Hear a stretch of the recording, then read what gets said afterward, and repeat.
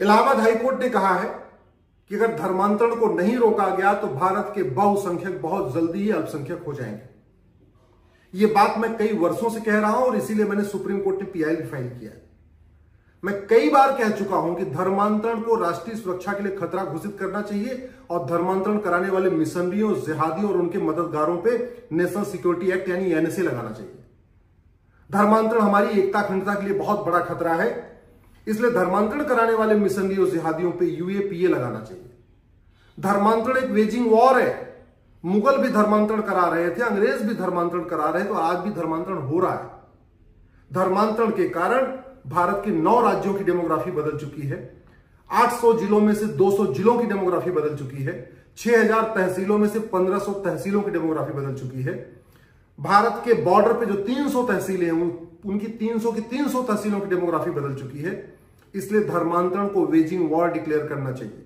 धर्मांतरण एक organised crime है, इसलिए धर्मांतरण कराने वाले मिशनरियों, जिहादियों और उनके मददगारों की 100% प्रॉपर्टी जब्त करना चाहिए। और सबसे इंपॉर्टेंट, धर्मांतरण से बड़ा कोई देशद्रोह नहीं है, इसलिए धर्मांतरण कराने वालों की नागरिकता खत्म करनी चाहिए।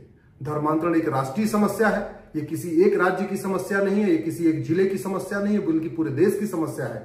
इसलिए धर्मांतरण कराने वाले मिशनरियों, जिहादियों और उनके मददगारों की 100% संपत्ति जब्त करने, उनकी नागरिकता खत्म करने और आजीवन कारावास, फांसी देने के लिए कानून बनाना नितांत आवश्यक है।